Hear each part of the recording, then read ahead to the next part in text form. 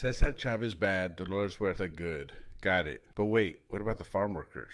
Lost in the debate about canceling Cesar Chavez Day celebrations and honors are the farm workers themselves. As usual, poor native brown people, just decoration or background for the political establishment and the corporate media. For more, follow me at Havgans or click on the link in the comments or in the profile to read the full article. Even California Governor Gavin Newsom and his Spanish-speaking wife have chimed in on saving the Mexican Christmas. Yet none of his 4 vineyards where he grows the grapes for his wine are unionized. Newsom even blocked a stronger version of a bill that would help farm workers unionize in California. During the COVID-19 pandemic, just a few years ago, Gavin Newsom called farm workers essential workers, heroes even. Yet just as he announced a 1,000% increase in Latino deaths from COVID in California, he also announced that the restaurants would be opening that Friday. The message: we acknowledge your death, now get back to the kitchen. So now we're dogpiling on a dead man, too scared to go after Donald Trump and his dirty doggedness. But let's talk about the largest cancellation in labor history: the cancellation of the American working class left. The old union leaders, shady as they were,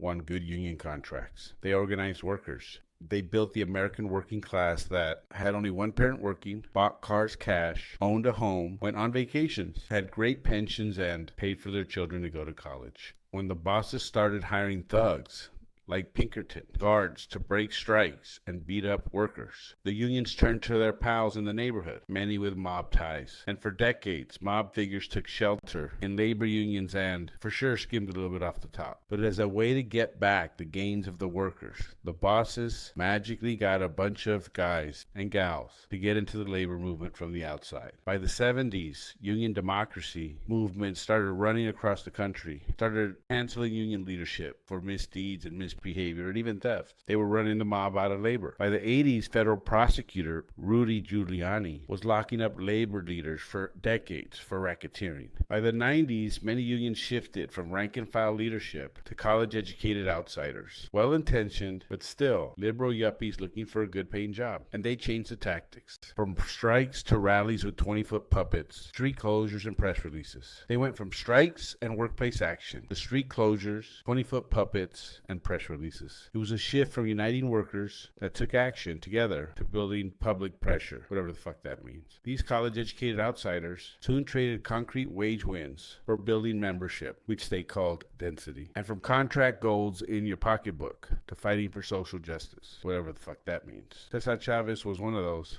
In exchange for organizing large numbers of workers, they accepted subcontracting and franchising that effectively broke the power of union members. They shifted from training workers to take action on the job, workplace stoppages, slowdowns, solidarity strikes, and running off the scabs, to ineffective religious moral denunciations, media strategies, and pension fund leverage that never worked out. Soon, union industries like restaurants, janitorial, public service, telecommunications, transportation, and yes, farm work became increasingly non-union at worst and shitty contracts at best. As industries that built the American working class dream shut down or moved abroad, labor went from striking all the time to almost never striking. With many exceptions, especially in the trades, for all the pompous, narcissistic, arrogant, know-it-all labor managers of today in the last few years, the best report card for their work is a massive decline in union membership and power. It's shocking, really, how arrogant many labor leaders are today,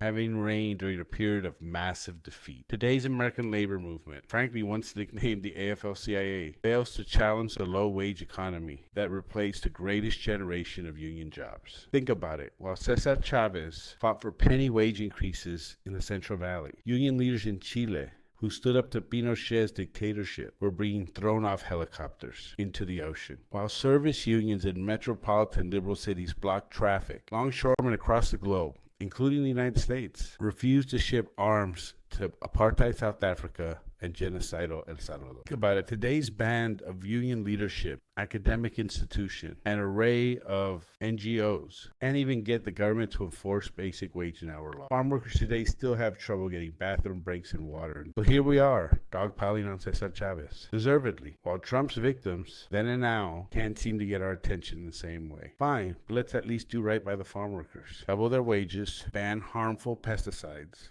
Arrest employers that steal wages, and yes, give them legal visas. Renaming a park is easy. Building a movement,